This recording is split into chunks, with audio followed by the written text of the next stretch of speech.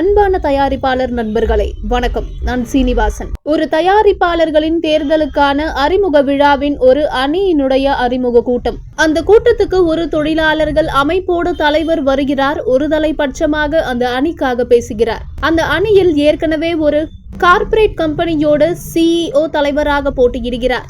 நம் தயாரிப்பாளர்களின் ரிலீஸ் படங்களின் பைரசி குறித்து ஏற்கனவே தலைவராக இருந்த திரு விஷால் அவர்கள் ஒரு குழுவை அமைத்து லைகா என்ற நிறுவனத்தின் மூலமாக தான் பைரசி வெளியாகிறது. tamil.com, tamil.net இப்படி பல என்று ஒரு அறிக்கையை புத்தகமாக சமர்ப்பித்தார். அதே கம்பெனியை சேர்ந்த CEO தான் இப்பொழுது அந்த அணியின் தலைவர் வேட்பாளர். மேலும் நம் சங்கத்திற்கு 100 கோடி சேர்ப்பேன் என்று கூறி தலைவராக பதவியில் அமர்ந்தவர் வாழ்த்துரை வழங்கினார்.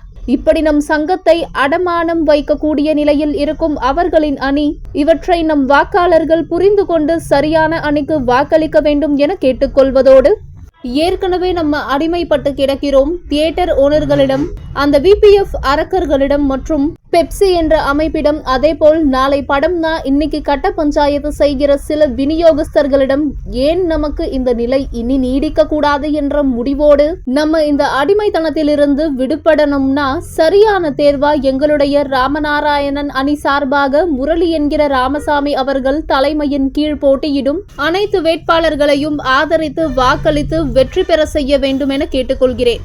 நன்றி. சீனிவாசன் செயற்குழு உறுப்பினர் எண் 58 தயாரிப்பாளர்கள் சங்கம் தயாரிப்பாளர்களுக்கே.